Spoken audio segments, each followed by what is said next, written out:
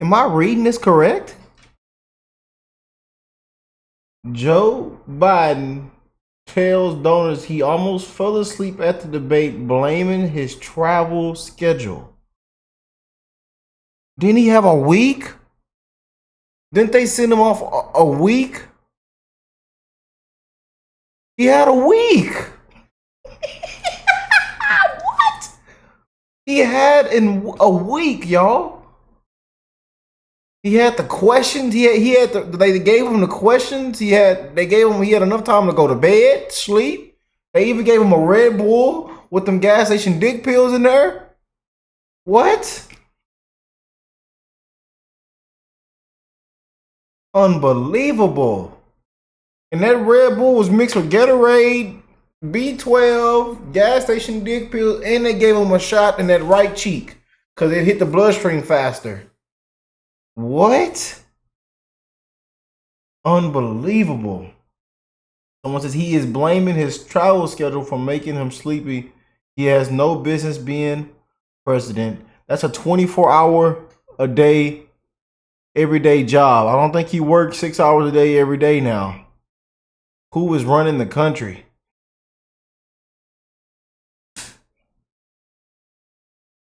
Well, we back, y'all. Happy 4th. And I got my suit, no tie. Woo! Suit, no tie, baby. We in that mode today, man. Happy 4th to all the beautiful people around the world, my beautiful patriots, my brothers and sisters. I hope everybody is blessed, well, healthy, and that nothing but the best is going on in all you beautiful people's life. You know, I got to give y'all them early happy 4th, shout outs early, man. You know how it is on the channel, man. In a couple hours, it'll be 4th of July. Big things are going on, man, and we're gonna continue to keep it real, call it for what it is, and we're just seeing what's going on in the news and and what's happening, keeping you guys updated. And yeah, a couple of y'all sent this to me, man. What? He blames almost falling asleep at the debate due to his travel schedule. What? Trump is 2 rallies a day. Sharp as a. That fella did 2 rallies in one day. They said he had like what? He was on the flight. He was on multiple flights. He was here. Then went over here and did a meeting. Went over here and did an interview. Went over here and got on a podcast. It's uncomparable. It's unparalleled, y'all. Now they're talking about Kamala Harris and oh boy, it just might be an ultra landslide come November, man. I'm ready to crack open a cold one. I'm ready to crack open a couple cold ones in November, baby. We're gonna get it. Some of y'all already cracking open cold ones right now. You sitting out there on that front porch celebrating. Some of y'all dancing right now. You know, but we can't stop now, man. We can't stop. We got to keep stomping the ground because this thing's gonna get real. These next 3 months, man, as you can see, these next 3 months, you know, shout out to SCOTUS for having common sense. You got people talking about they want to impeach and all. It's ridiculous, man. AOC, Nancy Pelosi. Oh, man, they caught her at Starbucks, hands behind your back. Unbelievable. Well, let's check this out, man. See what's going on. Because people are talking about possible replacements, and then there's the practical side of it. There's a guy with over 1,000 delegates. His name is Joe Biden. That's right. And the vice president of the United States, even though she looks better in the head-to-head poll, in this poll with CNN, not in any others, she was trailing by about 6 or 7 points. And who would want to jump in this bifurcated campaign? This is your career too. And if you're in your 40s and you feel as though you're the next generation, why am I going to go pick up the tatters of a campaign and take on a buzzsaw like President Trump, who has never been stronger? So there's some disagreement on the couch this morning about this. Me and Steve have been talking about it in the rehearsal. In the rehearsal, we talked a little bit about it. Yeah, we came in about 3. Right. Heavy pancake makeup on. Yeah. You mean 3 minutes before? That's right, 3 minutes top before. Of the hour. So 3 seconds. There's a few reasons why I disagree with Steve. Steve thinks he's going to be replaced. Biden will be. Biden will not be the nominee ultimately. And I think the reason why that's not going to happen we always look at the Democrat and their politics and how they operate as if they function like Republicans. They don't. Their party leadership has way more control. I don't believe the 25 report. And if it is true that 25 Dems are going out there and going to say for him, that means Nancy Pelosi has flipped, and that means Hakeem Jeffries has flipped. The second thing is, if he does get removed, there is no ifs, ands, and buts about it. They have to select Kamala Harris. They have to. And if they don't select Kamala Harris, they risk fracturing the whole party. For those reasons, I think Joe is here to stay. Okay, here's what it comes down to. Joe ain't said, I ain't going nowhere. Oh, man. Oh, elderly abuse, hands behind your back. His family, man, where's his loved ones at, man? Jill, hands behind your back. And I still can't get over how she treated him like a little kid. You answered all the questions. You did such a great job, Joe. No. Ma'am.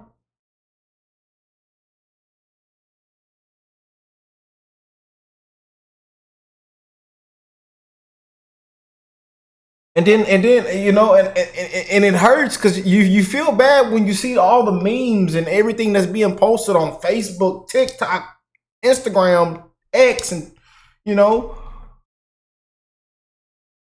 because y'all everybody's laughing. The world is laughing. We're a laughing stock, and it's really not funny, man. That's somebody's love. It ain't funny. It's somebody's loved one.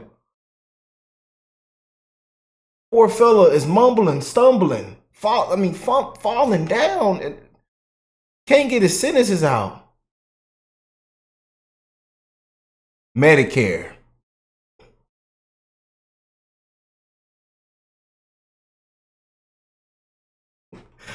What Trump say? He beat the hell out of it. I don't know what he said. I don't know what he said right there. I think he don't even know what he said either. Yeah, we're living in some of the biggest history yet, y'all. What took place, man, what's taking place this year, they're gonna be talking about it for years and centuries down the road, man. I'm telling you. They're gonna come back and make movies and document all kind of stuff, man, of what took place, especially in 2024, man. Justin wiped the poor Donald, just wiped that fella just through the mud. Unbelievable what they've done, man. Then wiped old Donald through the mud, man. Can't tell you the crime. And I tell you, they've done an amazing job, man. They've woke up a lot of people. You know, they've shown how corrupt this thing really is. You know, can't beat them fair and square. Election interference. They've showed it all, man. And it's out here all in the public.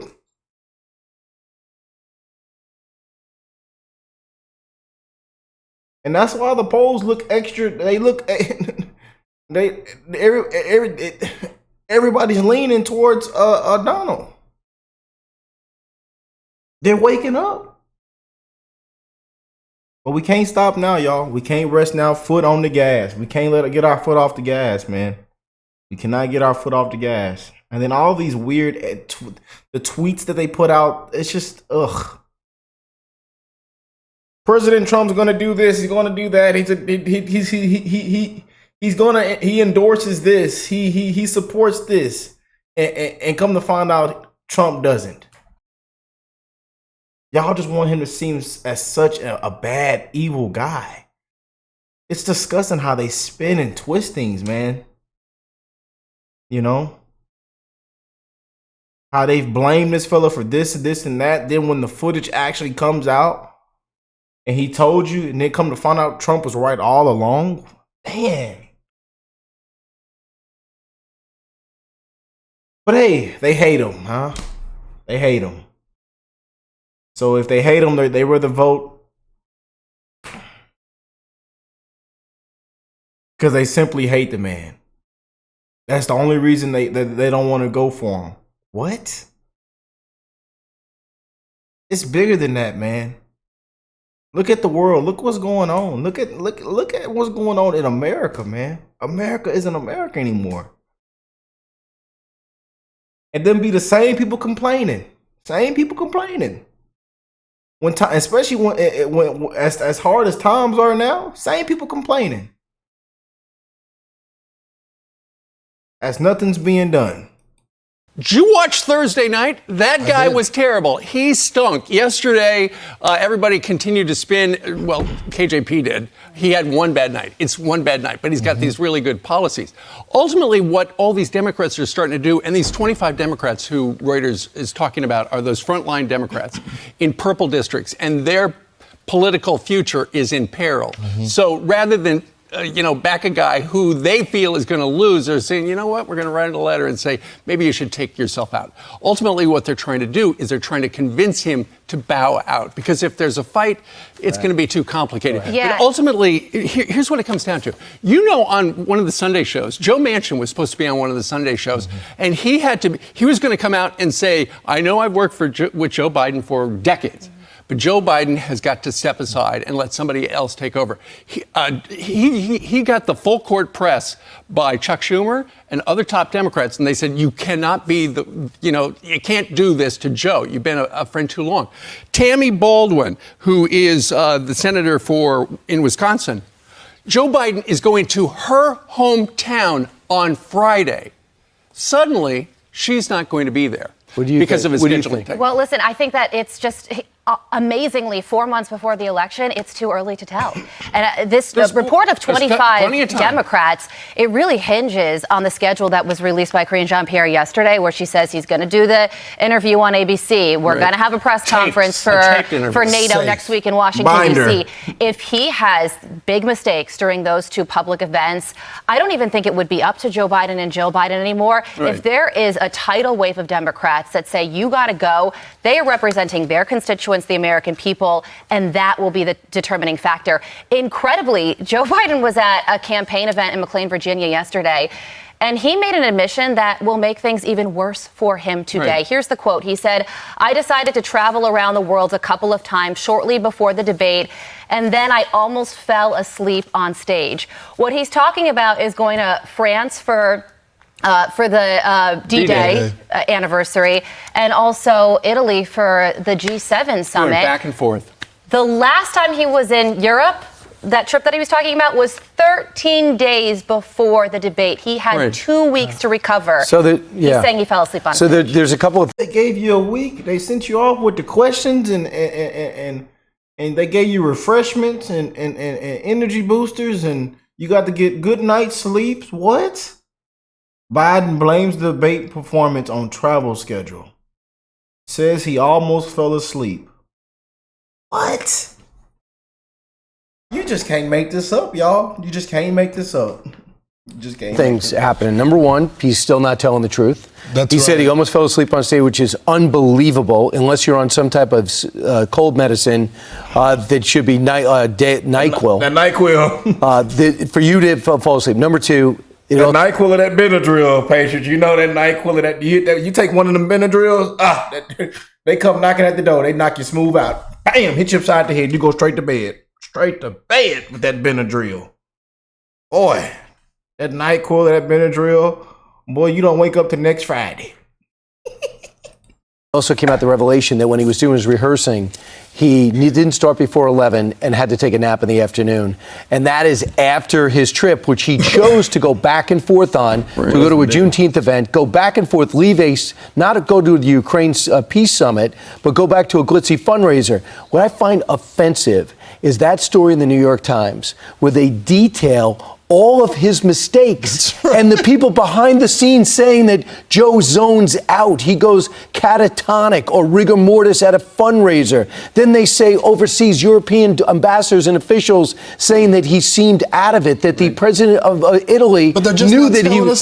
So now they're telling us, wait a second, did you have this ready to go? You just didn't hit print? Now you want to pretend that you're a reporter? Does this pattern sound familiar? The Russia hoax. That's right. They told us this thing was worse, and presidents in business with Vladimir Putin, he's here to throw the country to Russia.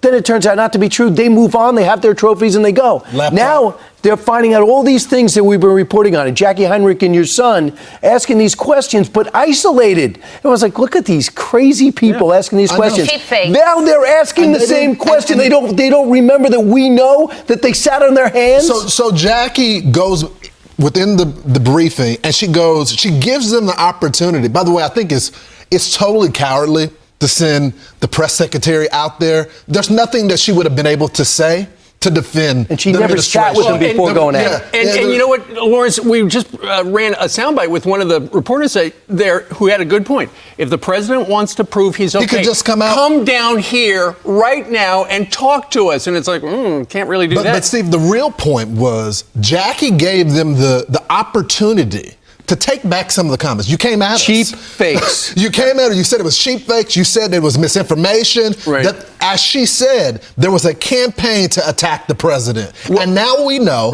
all of that stuff was true. Well, here's the thing. So now Joe Biden at this fundraiser yesterday in Virginia said, I fell asleep because I went back and forth. Why did he go back and forth? The staff said, don't fly back to the United States. He should be able to do all of it. He's the president of the United States. But his son Hunter was on trial about that time, so maybe that's why he didn't go to the trial. No, I know he didn't, but his wife did. So here's the thing. On our dollar. Absolutely. So the president's team says he has a cold.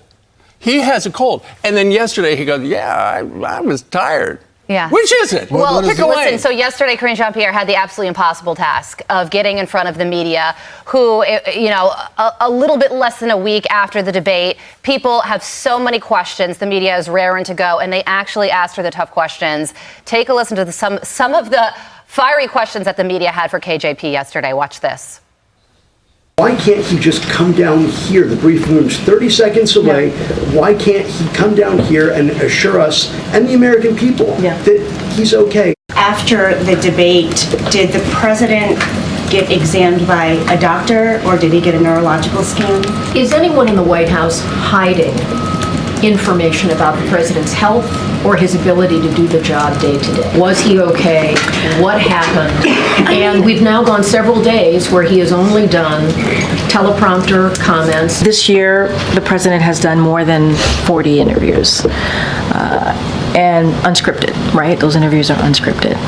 I don't think Conan O'Brien gave him a script, but we don't know for sure. Let's fact check that. Yeah, one of the biggest points that she made was that the president has done 40 interviews this year. True. Fact check, it was actually 22. Yeah, and I believe she also said that he had 5.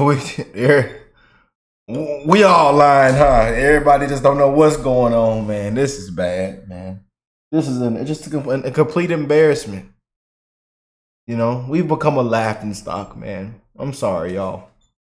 500 gaggles. Well, it's not even close. Also, they're all talking about this interview that he's going to do with George at ABC. Taped.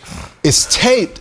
All Democrats go to George when there's a problem. He works he used in to the be a Clinton communication White House guy. If you want to say, and the thing that the White House fails to acknowledge is we know that he can do okay in a scripted moment. We know that when there's a teleprompter there, if there's moments for the media to slice and cut together, they can make him look good. What he cannot do is go into the lion's den and do unscripted questions, go out there on the debate stage. That's what he needs to do. Or make impromptu remarks. Yeah. So the New York Post has a headline says, now they tell us. And the thing is, don't include the Post in that. The Post has been telling us all along, we didn't need the Biden White House to confirm it. But now the rest of the media is suddenly waking up, doing some real reporting. Jill Abramson, who used to who used to run the New York Times, used to be the editor there, she said this: I worry that too many journalists didn't try to get the story because they did not want to be accused of helping elect Donald Trump. That's true. But after that last situation, it looks like Donald Trump is not only a front runner, he's on a roll. Donald Trump has run the most disciplined campaign over the last 25 years. He has never been stronger personally. The fact that he's laying out during this whole news cycle shows a discipline at a whole new level. Also, the court wins, the legal team he's assembled, the strategies they've pulled off are obviously extremely effective. And now you have a situation where he's winning in the general, he's winning in the battleground states, he's attracting bigger crowds by the day, and then those fundraising numbers come in. And I thought the Republicans forever would never be able to match the Democrats. He's surpassed it. Yeah. Well, lawfare has blown up. Well, Such a good point. after we all saw the debate on Thursday, there was a call with a bunch of Democratic governors on Monday night. And Minnesota governor... Bedwetters? Were they bedwetters? Don't know. Haven't asked. Probably if We they were could on call. call. I don't think they were bedwetting yet. Tim Walz, the governor of the great state of Minnesota, got everybody together and said, just want to take the temperature of the room, see where everybody is. Yesterday, Andy Beshear, who is a great governor, Democratic governor in Very popular. very red state, he said, essentially, we're going to talk to the president. They're going to talk to him today on a phone call. We just want to make sure he's okay. Well, This is his supporter. We just want to make sure he's okay. And you know what else? Major Democratic donors, you know what they're doing? They are worried about Donald Trump getting a second term. They know Joe Biden. That Joe Biden from Thursday night cannot win. So what are they doing?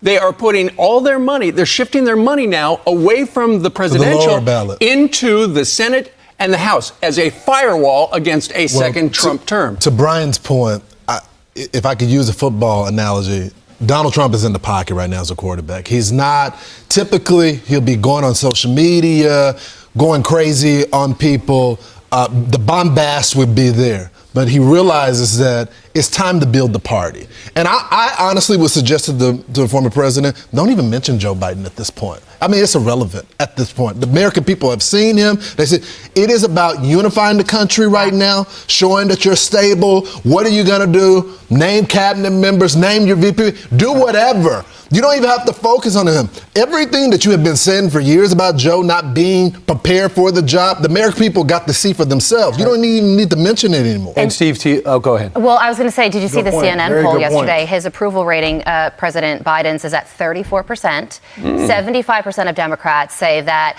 another candidate would be better. They would win more likely than if it's Joe Biden. So 75% of Democrats essentially want him replaced. Three things bother me about him as current president. To your point, Hunter's in these meetings. Oh, that's a good point. He is on the speakerphone, listening in on calls, not traveling, not just on the meetings. I thought Hunter and his father weren't involved in each other's business.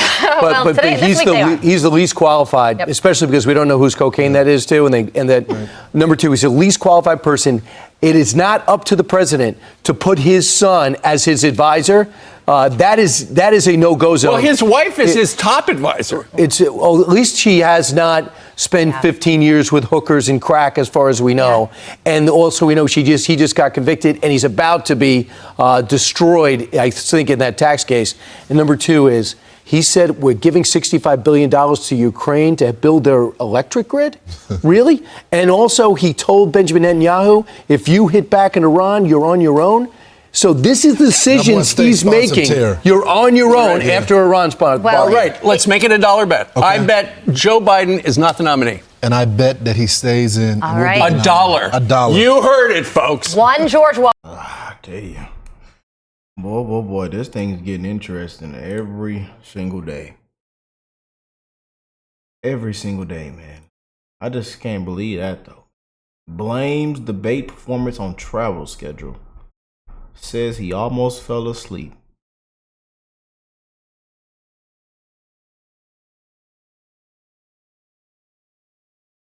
What do y'all think of that, man? Comment down below.